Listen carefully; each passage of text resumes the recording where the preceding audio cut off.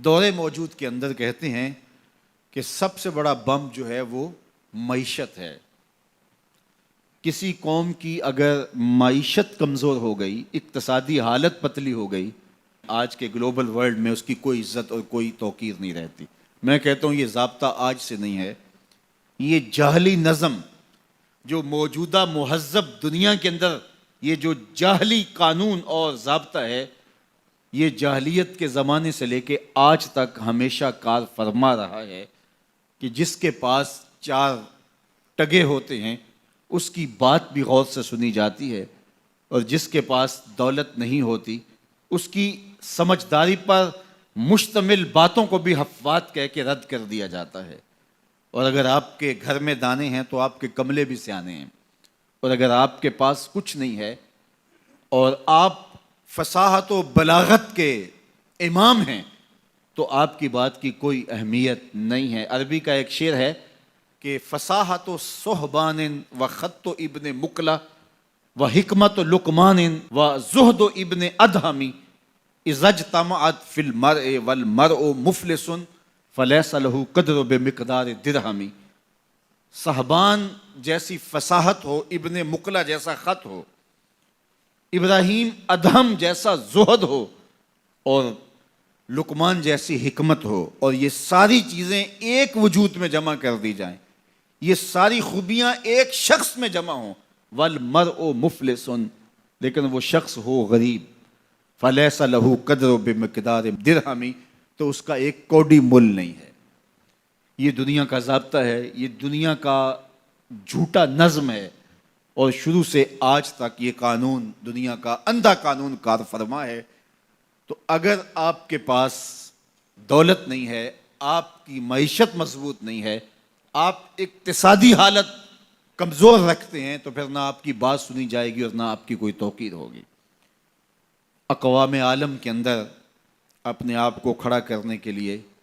اپنی اقتصادی حالت آپ کو بہتر کرنی ہوگی، اور اقتصادی حالت بہتر کیسے ہوگی؟ دیانت اور سچائی کے ساتھ اگر آپ بڑھیں گے تو آپ کو رستے نصیب ہوتے چلے جائیں گے، اللہ آپ کی مدد کرے گا، اللہ آپ کی نصرت کرے گا۔ دیانت کے ساتھ اور سچائی کے ساتھ جو قومیں آگے بڑھی ہیں، وہ قومیں کافر بھی ہوں تو انہیں راستے ملے ہیں، اور دیانت اور سچائی کو جن قوموں نے چھوڑا ہے، چاہے وہ تہجد گزار بھی ہوں، انہوں نے راستے مسدود پائے ہیں، راستے بند پائے ہیں۔ اس لیے یہ اللہ کا ضابطہ ہے، اللہ کا قانون ہے کہ اللہ جل شانہ اپنے طے شدہ اصولوں سے انحراف نہیں کرتا۔ تو اگر ہم چاہتے ہیں کہ ہم آگے بڑھیں تو ہم سب کو دیانت کے ساتھ، سچائی کے ساتھ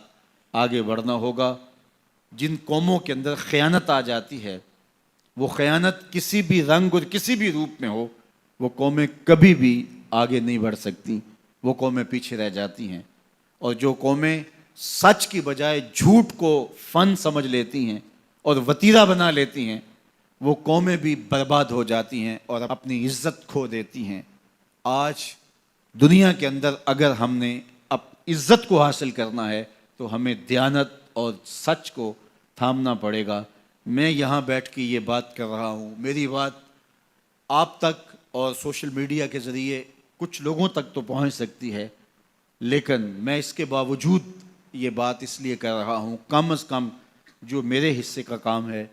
اس سے تو میں عہدہ برا ہو سکوں، اور آپ بھی اپنے حصے کے کام سے کبھی بھی غافل نہ ہوں۔ آج ایک مزدور جو 8 گھنٹے کام کرتا ہے، اس کے سر پہ مالک کھڑا نہ ہو تو وہ خیانت کرے تو اسے سوچنا چاہیے کہ اس نے اللہ کو جواب دینا ہے، اور اس کی کمائی میں کبھی بھی برکت نہیں ہو سکتی۔ تو جو جہاں کھڑا ہے، چاہے وہ مزدور ہے، چاہے وہ سرمایہ دار ہے، تو اس کو خیانت